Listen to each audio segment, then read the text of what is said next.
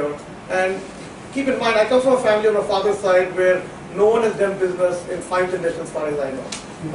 My grandfather was an engineer, my father is a professor, my younger brother was a senior railway official, my mother was a professor. So I didn't know what business is. I mean, all I knew is how to count numbers in my mind. But living in the valley for 10 years, I said, I want to do my own business. So I quit the startup and started Catalogics. So here's the interesting thing. I've done some work on sales configuration, right? Sure. Just to explain to you in 30 seconds what is that. Look at companies that sell complex products. IBM selling computer systems, or a car company selling a car, or a Cisco selling a network. These systems are built out of multiple parts. Not every part can be combined in every possible way. There are manufacturing rules, engineering rules, marketing rules, pricing rules. So there are some valid combinations, there are lots of invalid combinations. So when a company is selling a product, they have to configure a solution based on their internal rules and external customer requirements.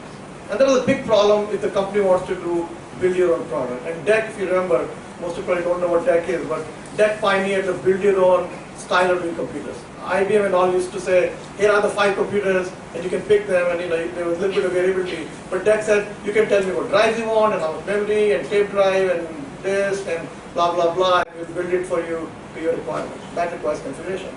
So one of the problems that I worked on at PARC was how to do this automatically. And the most popular approach was a rule-based approach that people at Carnegie Mellon had done. And the problem for that is you needed to write literally thousands and thousands and thousands of rules. If this, then this, and the systems are not static. They're changing. New drives are coming out, new printers are coming out, new memory processor, and as those change, the rules change. So while the system could be configured, the maintenance was a major problem. So I said, look, there has to be a better way. So that's where I invented a lot of constraint-based technology. How do you model the components? How do you model their constraints, and then create powerful algorithms that could do that? And I've done a lot of publication. By the time I left PARC, I mean, I used to chair conferences in this area. Any paper that got written would ultimately come to me because, unless I approved it, probably wouldn't get published. So my big insight was all the hardware is going from being hardwired to having a microprocessor. Once you put a microprocessor and you put a bus, then you can add devices and so on.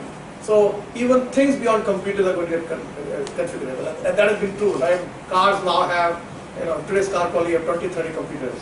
And so it's very easy to configure them. You can configure them by hardware, you can configure them by software, and therefore build to order becomes a more and more viable thing. So in '92 I said, industry is going that way, and I can build the software that will power that growth. Sanjay, I want to interrupt you for a second. A word called disruptive technology, which many from the entrepreneur world would like to understand what this means. I think it's a very classic example of things. I just want you to explain why configuring complex products could be disruptive, in what sense? How does it make a difference? So that's what I'm coming to. So what happens is that from a few enterprising companies like DEC, who pioneered build a computer, once the basic architecture of the product is configurable, namely you put a microprocessor, you put a bus, pretty much everything becomes configurable. Your washers and dryers are configurable now, right? So my thing was, more and more companies building these complex products will need to have that configurable capability. So even though at that time the consumers of this could be counted at fingertips, I remember I did a survey in '92, and I talked to 30 companies, and one said, yeah, I think I've heard about this problem. I think we're thinking about it, but I don't see a need for it. I said, okay, don't worry. In a few years you will. So I spent 3-4 years, I quit my job, I was building the software, ran out of money, and literally I was telling someone that we're literally down to 1 month of mortgage payment, which is very scary in USA because there is no parents to house you can go back to, right? I mean, I had two kids by then, and I persisted. I started consulting work, supported myself, and the business was going nowhere because I remember talking to Suhas Patil, he was a Time Charter member, founder, and he called me and said, okay, I'm looking to invest. I'll invest in your company. Tell me the size of the market. We did a back of the envelope calculation. Yeah, there might be 1,000 salespeople who would need it. $2,000 each, it's not big enough market. So I said, okay, I want to invest, but I don't see a big enough market. Internet changed that. So 95, when the Netscape did the browser and so on, I said, Originally, the idea was we'll build the software for salespeople who are going to call on a client and use it on a laptop. With internet, companies are going to be going direct to the consumer. So in effect, the number of consumers you can reach suddenly gets amplified by a factor of 10, 100,000. Because you're a Cisco, you're selling to the consumer, you're a car company, even someone selling a bouquet is a configuration problem in simple terms. Which kind of occasion, what kind of flowers, which is flower, leaf, all of that. It's all a configuration problem. So internet is going to need this software it's going to disrupt all e-commerce. So I just finished writing everything in C++ and put it aside and redid everything in Java.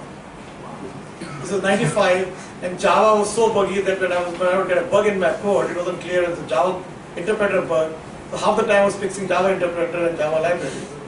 And that's when I went to Java in 96. And Raj had just finished doing Opti, and he was looking around, Tycon. We met at Tycon. I'd known him for a long time, we lost touch. We met at Tycon. I said, yeah, I'm kind of retired, I'm looking for the next thing to do. I said, great, this is what I'm doing, I need some help. And one thing led to another, and he joined me. And so we changed the name from Catalogist to Selectica. No, Selectica was one of the biggest success stories that IB was concerned. So just walk us through, how did you guys make that? I think it was the highest opening in NASDAQ for 100 years or something. What was it? By some measure, it was probably one of the most successful IPOs ever. I wish I could have kept even a tiny fraction of that. But then you wouldn't be here. Well, I would be here, but probably I'd be buying this building, and so thing is, neither Raj and I were driven by trying to make a lot of money. It was we want to do it and be successful. See, you don't say you're going to be a billionaire or a centimillionaire, whatever. You're doing it, you want to be successful, and then do something else.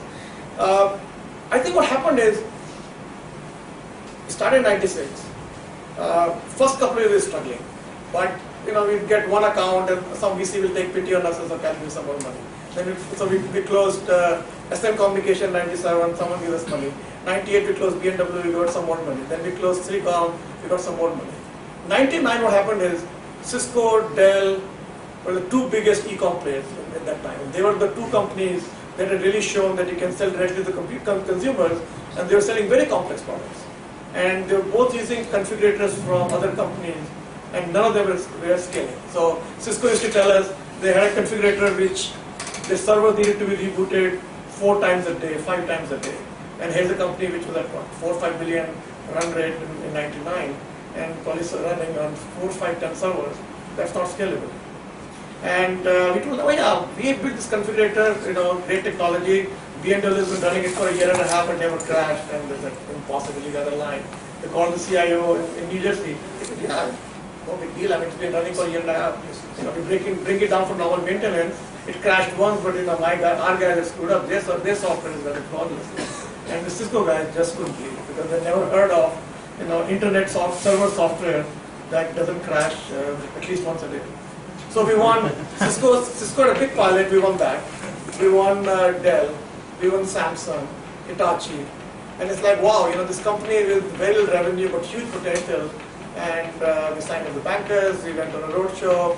I mean, that's another story. We jetted around on a private jet, went on a Concorde, I mean, all that great stuff. Our bankers are very smart. I don't know how many of you remember the period. The guy who was running Federal Reserve was a guy called Alan Greenspan. And he used to talk about something called irrational exuberance. Yes. What that means is the market is in a very frothy mood. And he always said that, look, I don't think this market can be sustained beyond end of March. So there's going to be a Federal Open Committee meeting around the 3rd week of March. And everyone expected the market is going to tank somewhere around there. Greenspan is going to say something and spook the market. So our bankers in January said, look, 3rd week of March is too late.